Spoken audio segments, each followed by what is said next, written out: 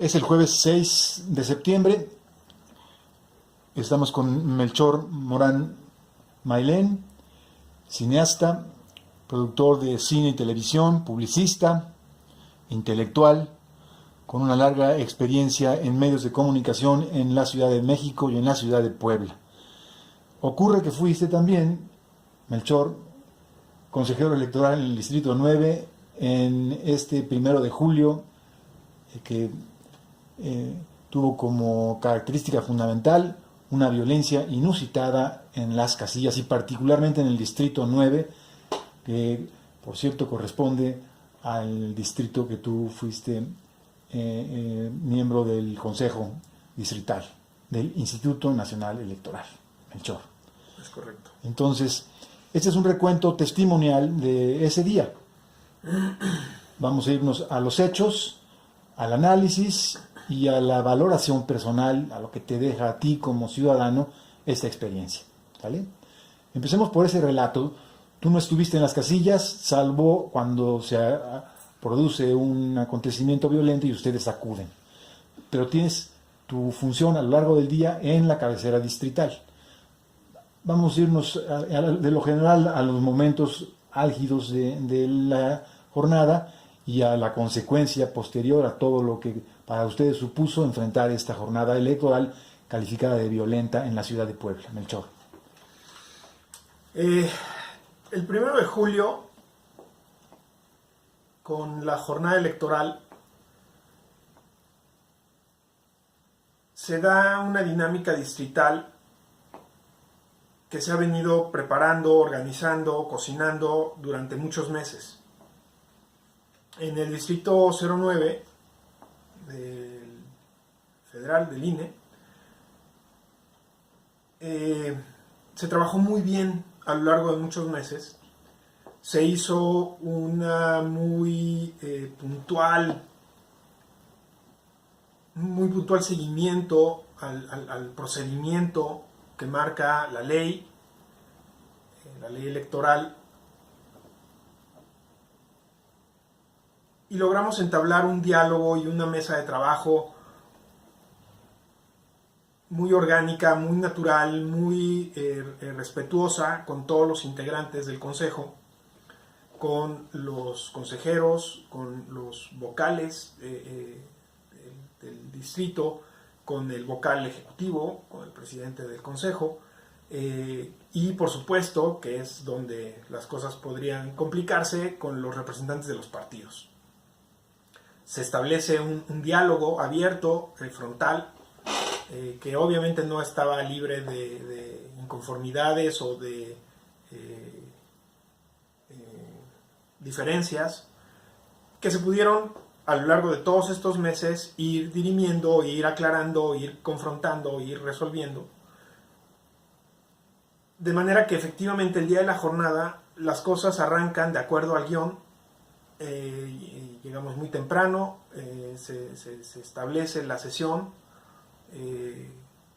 todos listos, todos en sus puestos, todo el equipo de trabajo del distrito 9 en marcha, desde los vocales y todo el equipo técnico que conforma de manera permanente el distrito, a la junta, los supervisores que en campo pues ese día estaban con las manos llenas desde días antes, igual que los CAES, todos los capacitadores, asistentes electorales del distrito, pues obviamente con la enorme labor de echar a andar y abrir las casillas ese día en un plazo de que en media hora estuvieran todas, del momento en el que tienen que estar abiertas, media hora más, y que ya estuviera abierto el mayor porcentaje de casillas, ¿no?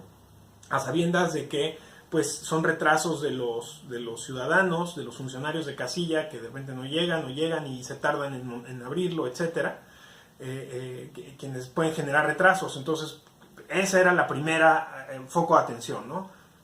Ahorita viendo tus ojos veo un ánimo ilusionado y al escuchar tus primeras palabras, la primera interrogante que me sale fuera del guión es una pregunta muy elemental. ¿Cómo un cineasta acaba cumpliendo una función ciudadana en un proceso de elección. ¿Qué te llevó a meterte esto? Te sales del guión un poco. Sin duda, vaya que me salí del guión de mi vida. Yo nunca me imaginé estar metido en algo que funciona y ocurre gracias a una serie de procedimientos que incluso podrían considerarse burocráticos. El entrar en estos entramados estructurales de oficinas, de personas, de procedimientos, de papeles. Nunca he firmado tantos documentos en mi vida, ni como empresario, como lo hice en esta ocasión como consejero electoral.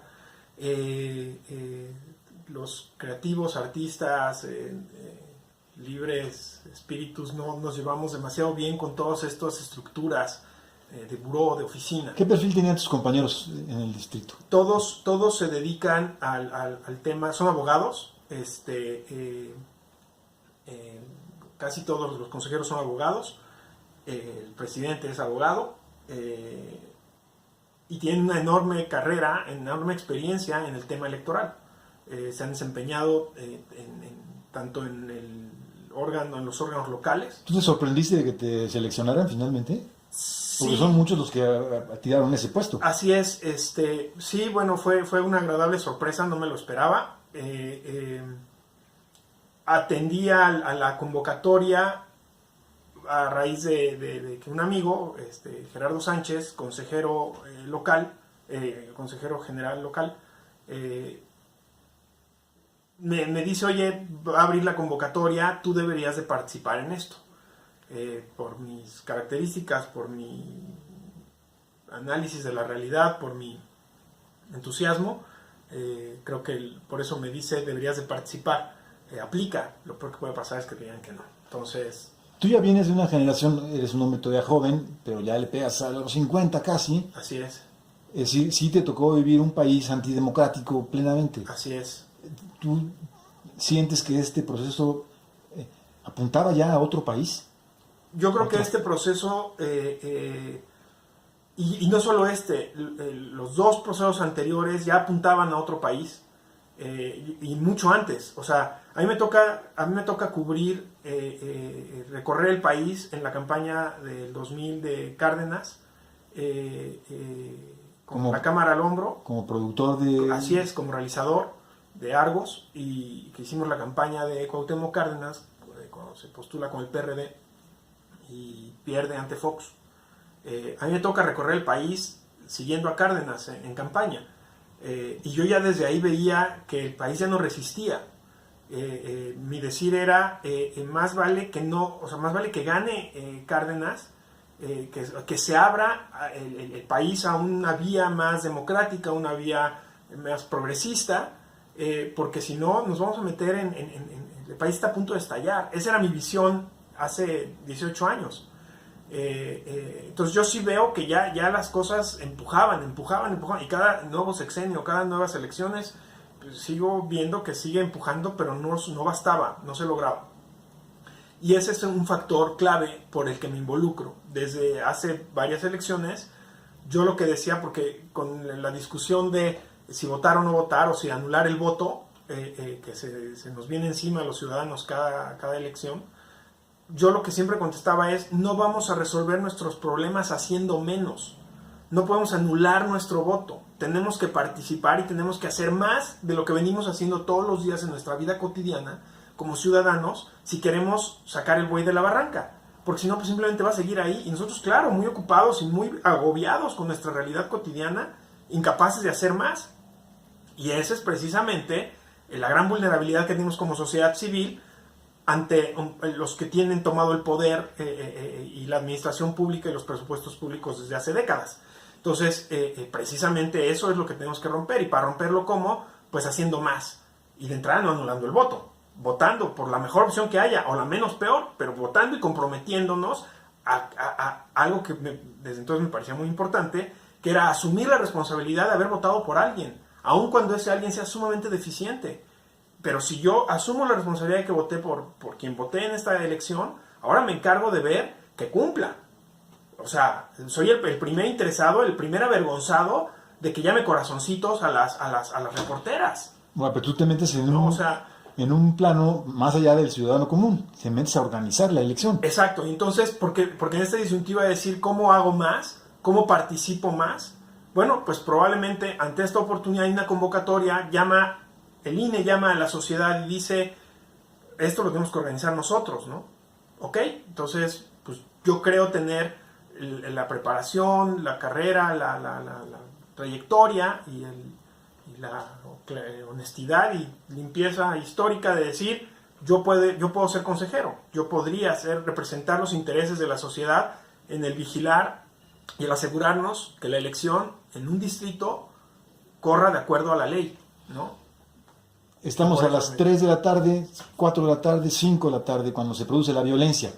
En el distrito 9, particularmente, hay 2 o 3 casillas que son de las más violentas. ¿Qué ocurre?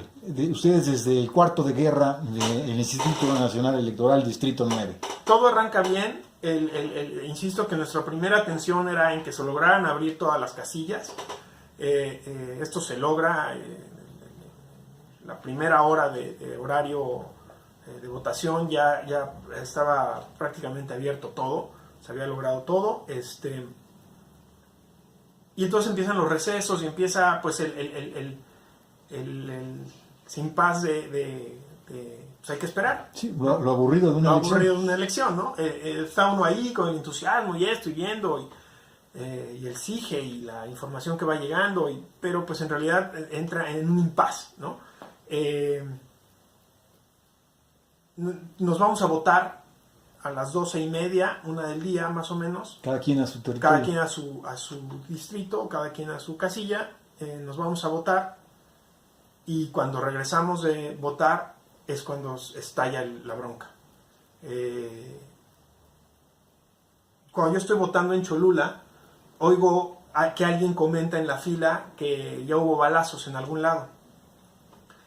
Obviamente me preocupa, no me toma demasiado por sorpresa. O sea, pues sí, yo esperaba, pues en México, nuestro México violento, obviamente yo imaginaba que iba a haber algún tipo de jaloneos en algún lugar de la sierra, en algún lugar de los pueblos, no en Barranca Honda. no en Barranca Honda, no en nuestro, o sea, no en nuestro distrito, ¿no? En un distrito tan urbano de la capital del estado, ¿no? Entonces, pues regresamos y cuando regresamos la realidad nos empieza a ganar. Ya no logramos ponernos adelante de los acontecimientos. Ya solamente empezamos a reaccionar porque las cosas empiezan a complicar. Nuestros mayores focos rojos o nuestra atención estaba en las casillas especiales, que fue un triunfo. Tuve que luchar en lo personal y el consejo mismo. Nos prestamos a mucho debate y a mucha análisis y a mucha polémica con respecto a cuántas casillas especiales abrir. Entonces, finalmente logramos abrir 2 y no la única casilla especial que estamos obligados. Todo el distrito. Para todo el distrito. Entonces, logramos la batalla de que se abra una más. Entonces, ahí es donde teníamos realmente todas las alarmas puestas de que podía haber broncas. Y por la tradición de que nunca alcanzan las boletas. No alcanzan las boletas y que ahí es donde empiezan los jaloneos ciudadanos. Pero los cohetes estallan por otros lados. Así es. Y entonces empezamos a recibir información de Barranca Honda, de la supervisora que está en esa casilla. Pues dice, vinieron, balearon, rompieron, caos, ¿no? Pero ¿cómo? A ver, pues hay que armar una comisión, entonces... Por teléfono, ¿cómo llegó toda esa información? Porque ustedes ya tenían armado un esquema a través de WhatsApp, Así es, todo un sistema propio de comunicación, ¿no? Así es, el grupo donde estaban todos los supervisores y que los supervisores se comunican con el distrito y el vocal de capacitación, la vocal de capacitación, el vocal de organización, ahí a través de ese grupo. ¿Tienes ese registro en tu teléfono todavía? Lo tengo en otro teléfono porque cambié de aparato. Pero es interesante porque hay un recuento estricto de lo que fue metiéndose y cómo fue llegando la información. Hay un problema, que ese grupo se tuvo que cerrar días después de la elección, por conflictos entre los supervisores. que de alguna manera se van desencadenando a partir de toda o sea, lo que la violencia de ese día genera tiene muchas consecuencias en el ánimo laboral de la relación entre unos y otros, o sea, afecta, termina por desbaratar muchas otras cosas que no tendrían por qué haberse visto tan dañadas. Pero bueno, entonces no, la conversación yo ya no la tengo, el grupo se cerró. No sé si la que organizó el grupo tiene todavía acceso a todo el intercambio de mensajes y fotos y todo lo que ahí se subía, pero ahí es donde nos empieza a llegar la información de que están habiendo disturbios, de que están habiendo problemas. ¿No se tuvo la conciencia de la importancia que pueda tener ese registro como elemento para contar una historia? No, yo soy muy mal periodista, con todo lo que yo me dedico a la fotografía, al cine, a la narración de historias, al análisis y etcétera. Soy muy mal periodista. A la hora de las acciones, yo en lo que menos estoy pensando es en qué debe quedar registrado para que exista la evidencia del problema. Entonces yo estaba más bien preocupado en la ayuda que pedían, que había incluso heridos, la ayuda que pedían los supervisores, de que los acababan de asaltar, ¿no? En las casillas, de que esto ya empezamos a ver que era un patrón y que se estaba repitiendo en otras casillas, en que las autoridades respondieran, en saber qué hacíamos, si había que cerrar las otras casillas, cómo evitas que haya más heridos, cómo evitas que haya más daño, sin dañar la elección. O sea, ahí en ese momento, pues era nuestra responsabilidad de tomar decisiones y la verdad, en lo que menos estaba yo pensando, o sea, sí lo pensaba, yo lo que decía es, necesitamos a los medios. Eso yo sí lo sabía, lo tenía clarísimo. Entonces, a lo que me dedico es empezar a tuitear la situación, a pedir ayuda, a decir, las autoridades no nos están respondiendo, o sea, yo hago uso de Twitter para eso, pero nos volteamos al consejo local del INE, decir, nosotros no tenemos el contacto con los medios ni podemos llamar a una conferencia de prensa. Prácticamente no nos corresponde, le corresponde al de Puebla, ¿no? Ahí estás abriendo un capítulo de la conversación que es fundamental, este vínculo pantanoso entre INE y el IEE. Así es. Que finalmente es determinante para entender lo que ocurrió en la elección. Así es. Esto se da desde un principio. Para mí, yo soy muy nuevo en todo este tema y soy muy ignorante de todo el tema electoral en términos reales. Aprendí muchísimo durante este proceso, pero desde que yo inicio me doy cuenta y detecto que esta duplicidad de funciones entre el INE y los órganos locales, los OPLES, del Instituto Electoral del Estado, hay algo que no funciona en esta duplicidad. Bueno, pero ¿por qué existen dos? O sea, entonces inmediatamente indagas, inmediatamente descubres, es que esto los gobernadores dijeron al INE, no nos puedes quitar nuestra autonomía como estados. Nosotros necesitamos nuestra autonomía y tener nuestros propios órganos electorales, ¿no? Para nuestras elecciones locales. Entonces parece un reclamo justo, pero que no debería de venir directamente de los gobiernos de los estados. Debería venir de la sociedad, no del gobierno del estado. De quien viene del gobierno del estado y quien toma el control de esos órganos y de los institutos es el gobierno, son los gobiernos de los estados, es el feudo, es el poder que está controlando su terruño, ¿no?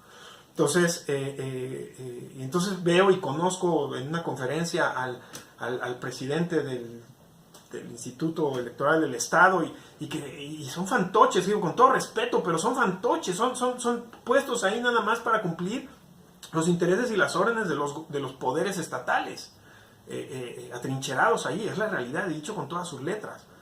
¿Este era el sentimiento de todos ustedes en el Consejo? Sí, por supuesto, y la conciencia. Muchos de nuestros consejeros han trabajado en el IE. Una de nuestras consejeras fue directora del IE, bueno, no sé, la figura del presidente, directora, sí, vocal ejecutivo, etcétera, del IE del Estado. Tienen una experiencia brutal y saben perfectamente los tejes y manejes y cómo se hace y cómo, o sea, lo saben, lo critican, no lo aceptan, pero es parte de una maquinaria, de un sistema que no hemos sido capaces de corregir como sociedad, ¿no? Obviamente no se dejan, los poderosos son poderosos, no porque sí, efectivamente tienen poder y impiden que se corrijan esas cosas, ¿no? dejemos eso para la última parte de la conversación, que es en el análisis, la valoración de este proceso democrático que tuvimos, que tiene en el tema del Instituto Estatal Electoral un punto determinante. Viene ya todo, se sueltan los acontecimientos, se desboca toda la violencia. ¿Cómo van ustedes respondiendo entonces en el transcurso de la tarde del día primero? ¿Ustedes se movieron? ¿Fuiste a algún lado? Sí, se restablece la sesión, porque estaba en pausa, estaba en receso. Se restablece la sesión, estamos teniendo estos problemas, hay reportes de violencia, hay reportes de balazos, hay reportes de heridos, etcétera, y tenemos a una supervisora que dice estar encerrada en la casilla, en la escuela, en la secundaria, y rodeada ya de muchos ciudadanos muy molestos porque querían votar, pero pues la casilla se había cerrado porque estaba hecho un desastre aquello, ¿no? Entonces, como no lograban restablecer la elección en esa casilla, que eran varias, era la principal y varias contiguas, la básica y varias contiguas. Que fue también como el modelo que se siguió. Así es. La mayor parte de las casillas violentadas tenían muchísimos votantes. No era una o dos casillas, sino 6, 7, así, casillas de muy alta votación, ¿no? Eso pareciera haber ocurrido. En este caso de Barranca Honda, esa era la situación y eso era ahorita en ese momento nuestra mayor preocupación. Tenemos que ir, tenemos que hacer algo porque los tienen ahí encerrados y en una de esas hay algo más grave de que se les metan los ciudadanos.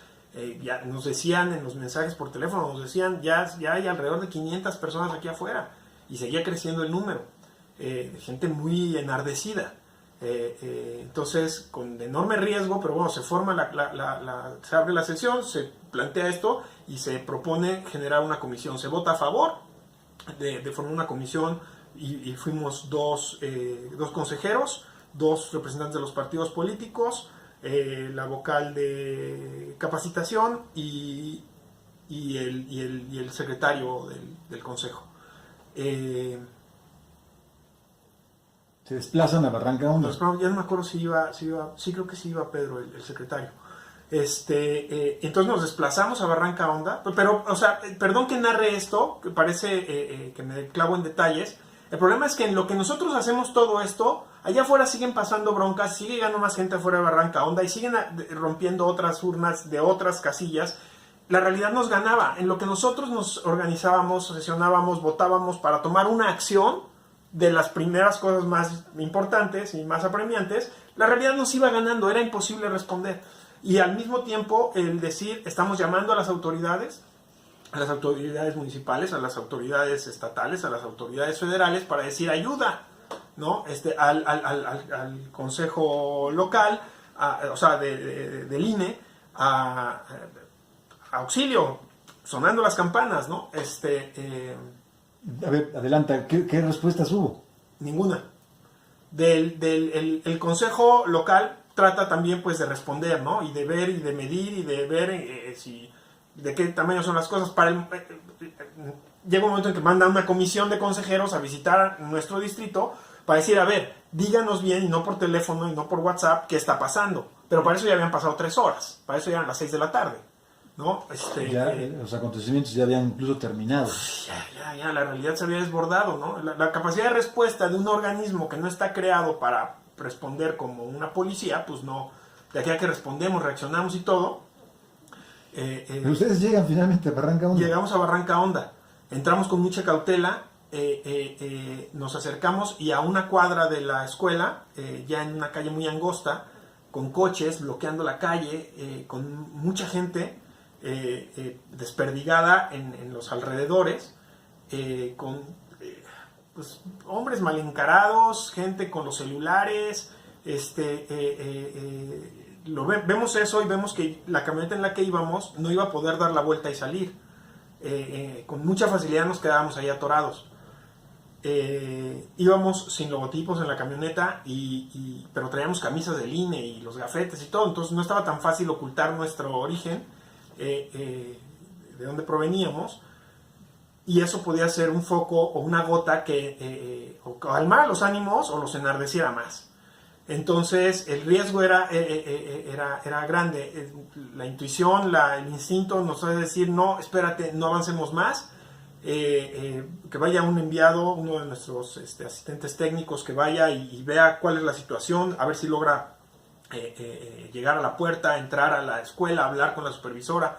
A ver, ve y te esperamos aquí. Y cuando te esperamos aquí, no, regresa, o sea, echa reversa y vámonos 3, 4 cuadras más para allá, porque en verdad las miradas empezaban a voltear. ¿Esta camioneta qué? ¿Y estos quiénes son? Automáticamente empezamos a llamar la atención, nos retiramos, nos alejamos de ahí un par de cuadras, y pues sí, efectivamente se confirma que estaban encerradas, nuestras supervisoras. Los funcionarios de casilla, muchos ya habían emprendido la huida, desde que empezaron los balazos y todo. Se quedan algunos otros funcionarios, se quedan los CAES y se queda la supervisora. Y ustedes están teniendo nada más el rebote por la vía de los celulares, de qué es lo que está pasando allá adentro. Así es. Y luego la información que nos da nuestro enviado, que mandamos entre la multitud para ver qué estaba pasando. Regresa y nos dice, sí, pues están ahí, efectivamente no pueden salir, yo no me quiero quedar, no las puedo dejar aquí. Y nosotros, sí, pero si tú te quedas ya vamos a tener un problema más ahí encerrado. En esas estábamos cuando del mismo distrito nos dicen, regrésense, eso está muy arriesgado, ustedes no es su papel, ni tienen la capacidad de hacer nada en una situación como esa. Nosotros no podemos llegar ahí a mover a la gente y a tratar de convencer a nadie y de rescatar no, pues eso tenía que ser la fuerza pública, y la fuerza pública no llegaba. ¿Nunca llegó fuerza pública ahí? Llegó primero una camioneta de protección civil, estuvo ahí un rato. Cuando nosotros vamos llegando, esa camioneta se está yendo, y cuando llegamos hay una camioneta municipal, de la policía municipal de San Felipe, tengo entendido, pero no sabemos nada, qué hace ahí, qué pretende hacer, va a hacer algo o no sabemos nada. En eso pues, nos regresamos al distrito, nos vamos con más preguntas que respuestas, y ya con la información de que pues ya había más problemas en muchos otros secciones, ¿no? En ese momento en el distrito ustedes pues, están en una situación más bien de caos, de no tener control sobre lo que está ocurriendo, porque al mismo tiempo en una gran parte de las casillas sigue el proceso, termina la votación, empieza el conteo. Y nosotros no podíamos descuidar toda esa parte del proceso, que es nuestra responsabilidad que ocurra, y cumplir con que los votos logren llegar y logren ser contados, computados, y ingresados al distrito. Entonces, ¿tenían conciencia ustedes en ese momento de la magnitud de la violencia en la ciudad de Puebla? Sí, porque en lo que tenía que ver con nuestro distrito, tenemos información de algunos otros distritos que también nos llegaba a través de los consejeros o de los supervisores. En esos momentos trata uno de ser muy cuidadoso de no dejarse llevar solo por rumores. Hay que verificar las informaciones, eso también toma tiempo. Poder saber si algo es solamente un rumor o realmente está pasando. Entonces nosotros estábamos como muy concentrados en nuestro distrito, verificar la información de nuestro distrito, levantar denuncias de lo que estaba pasando en nuestro distrito, solicitar ayuda para apoyar en nuestro distrito y al mismo tiempo seguir trabajando en todo lo que sí tenía que ocurrir en la elección. Entonces sí, había caos, porque además estaba fuera de nuestras funciones y de nuestras capacidades controlar la violencia, controlar la toma de casillas, controlar los heridos. No podíamos realmente nosotros hacer nada de eso. No está en nuestras funciones, no hay procedimientos para eso. No puede uno hacer nada más que decir. Nos llegaban los mensajes con gritos de ayuda. Tengo mucho miedo, la gente está muy violenta, nos tienen encerradas, auxilio, no sé qué. La sensación de responsabilidad es brutal, y a la vez de decir, y no podemos hacer nada, ya fuimos y no podemos ni acercarnos. Y no puedo yo rescatarte, necesitamos que entre la fuerza pública a rescatarte, ¿no? La impotencia, y sí, el caos y el decir, a ver, orden, claridad, ¿qué es lo primordial? Seguir insistiendo por un lado en la solicitud de ayuda a las autoridades, seguir insistiendo por otro lado al Consejo Local del INE a que convocar a la prensa y a los medios locales y nacionales para decir esto está pasando, y por otro lado, qué seguridad necesitamos aquí en el distrito a la hora que empiecen a llegar las urnas, los paquetes, ¿no? Había miedo, teníamos miedo de que nos llegara un comando y nos incendiaran el edificio. Sí, teníamos al ejército para resguardar los votos, pero no para resguardarnos a nosotros. Su función no es resguardar a nadie más que los votos. Entonces, y la policía estatal, ¿dónde está? ¿No? Llega un momento en que nuestros gritos de ayuda logran llegar al Consejo General del INE.